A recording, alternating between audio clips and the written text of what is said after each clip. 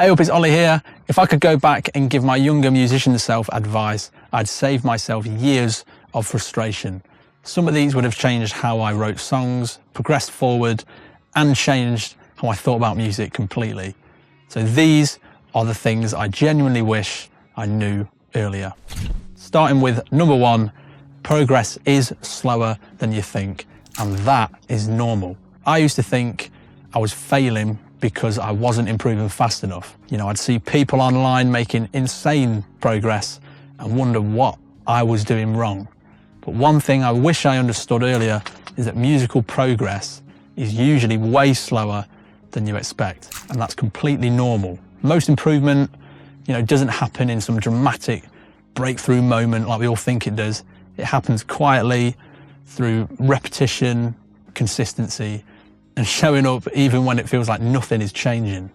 So like looking back, some of my biggest leaps happened without me even noticing at the time.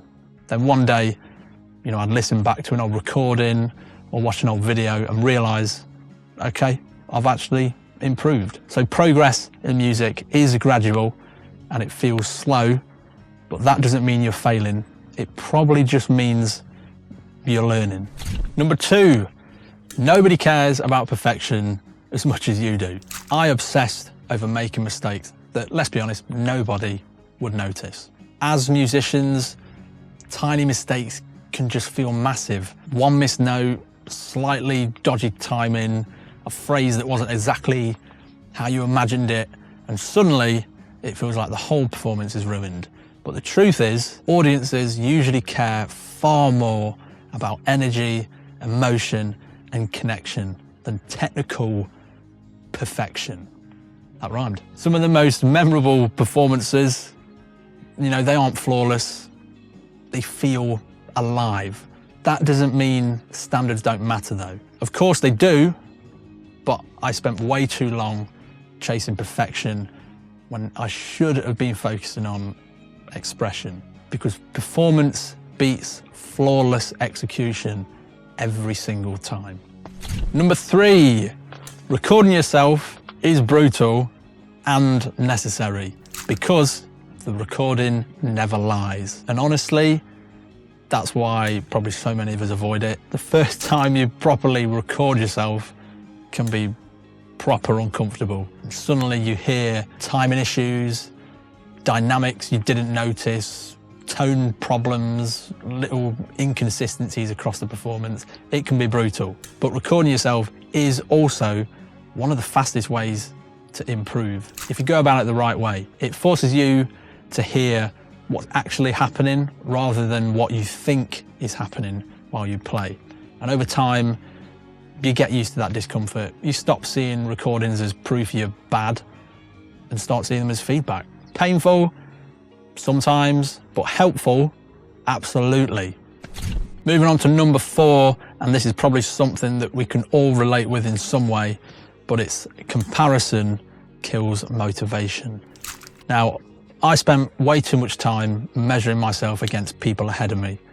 And let's be honest, social media makes this so much worse. You see highlight reels, perfect takes, massive stages, polished performances, and you quickly forget that we're often comparing our chapter 1 to someone else's chapter 20.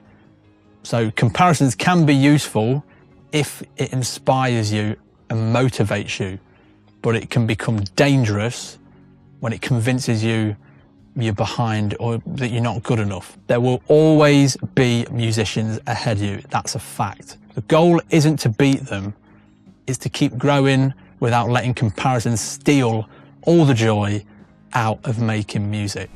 Number 5, gear helps less than you think. Back in the day, I thought better gear would magically fix all my problems in my playing.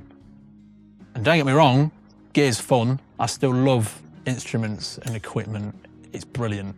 But I definitely went through a phase where I thought the next pedal, amplifier, guitar, or upgrade was going to unlock something I was missing. That upgrade syndrome is real. It's called gear acquisition syndrome. It's a real thing.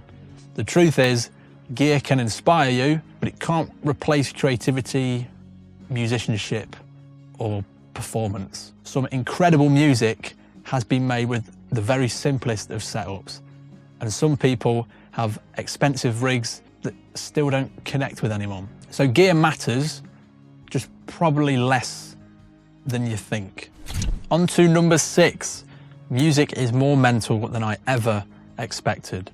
A lot of the battle wasn't/isn't just musical, it's psychological. And I thought becoming a better musician would mostly be about technique or of course knowledge. But I'm not academic in the slightest. In fact, I'm not academic at all, which is probably why I soon found out that confidence, self-belief, mindset, it all turned out to matter just as much, if not more. Fear of judgment can stop you sharing your work. Self-doubt can make you second-guess everything, and getting stuck in creative ruts can make you question whether you've still got it. But I realised that being a musician isn't just learning an instrument, it's learning how to manage your mind when it comes to these things. And honestly, that's the part that surprised me the most. So bear that in mind.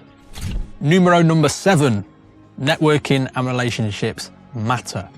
Now, of course, talent or skill matters, of course, but people remember how you make them feel.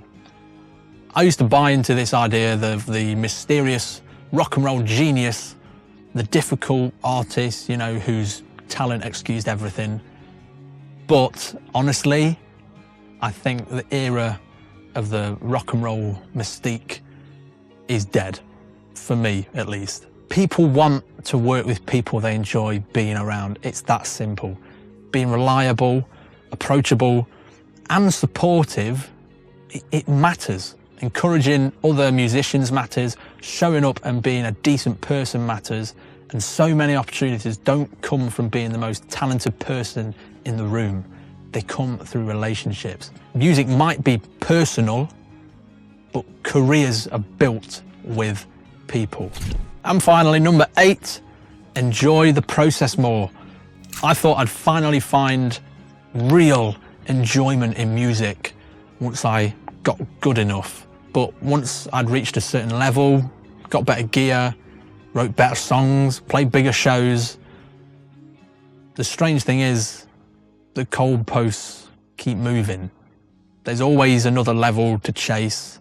And if you're not careful, you end up missing the present because you're so obsessed with the next milestone. And what I wish I knew earlier is that the joy was never supposed to start later. It was supposed to be here the whole time. In the learning, the creating, the small wins, and even the frustrating days. Because the journey is everything. So I think that's a great way to end this video. Those are some of the things I wish I knew earlier as a musician. So please do subscribe to this channel, check out my page, Ollie Orton, and my band, Sharp Class, and I'll see you soon.